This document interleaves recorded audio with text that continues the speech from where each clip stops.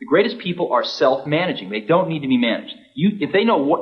Once they know what to do, they'll go figure out how to do it, and they don't need to be managed at all. What they need is a common vision, and that's what leadership is. What leadership is having a vision, being able to articulate that so the people around you can understand it, and getting a consensus on a common vision. We wanted people that were insanely great at what they did, but we're not necessarily those seasoned professionals, but who had at the tips of their fingers and in their passion the latest understanding of where technology was and what we could do with that technology, and who wanted to bring that to lots of people. So the neatest thing that happens is when you get a core group of 10 great people, it becomes self-policing as to who they let into that group. So I consider the most important job of someone like myself is recruiting. We agonized over hiring. We had interviews. You could go back and look at some of the interviews of Gen. They would start at 9 or 10 in the morning and go through dinner. A new interviewee would talk to everybody in the building at least once and maybe a couple times, and then come back for another round of interviews, and then we'd all get together and talk about it. And then before they could fill out an application. No, they never filled out. The most critical part of the interview, at least to my mind, was when we finally decided we liked them enough to show them the Macintosh prototype, and then we sat them down in front of it, and if they just kind of were bored or said, this is a nice computer, we didn't want it. We wanted their eyes to light up and them to get really excited, and then we knew they were one of us.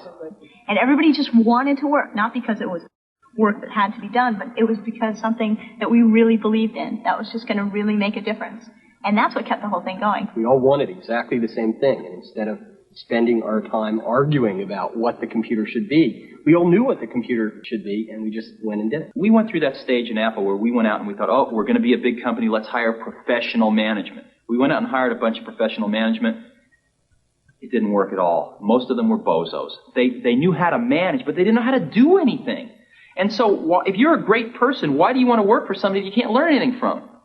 And you know what's interesting? You know who the best managers are? They're the great individual contributors who never, ever want to be a manager, but decide they have to be a manager because no one else is going to be able to do as good a job as them. After hiring 2 professional managers from outside the company and firing them both, Jobs gambled on Debbie Coleman, a member of the Macintosh team. 32 years old, an English literature major with an MBA from Stanford, Debbie was a financial manager with no experience in manufacturing. I mean, there's no way in the world anybody else would give me this chance to run this kind of operation. And I don't kid myself about that. This is an incredible high risk, both for myself personally and professionally, and for Apple as a company, to put a person like myself in this job. I mean, they're really betting on a lot of things. We're betting that my skills at organizational effectiveness, override all those, lack of technology, lack of experience, lack of, time in manufacturing. So it's a big risk, and I'm just an example, and every single person on the Mac team, almost to your, entry-level person, you could say that about. This is a place where people were afforded just incredibly unique opportunities to prove that they could write the book again. Inscribed inside the casing of every Macintosh, unseen by the consumer, are the signatures of the whole team. This is Apple's way of affirming that their latest innovation is a product of the individuals who created it, not the corporation.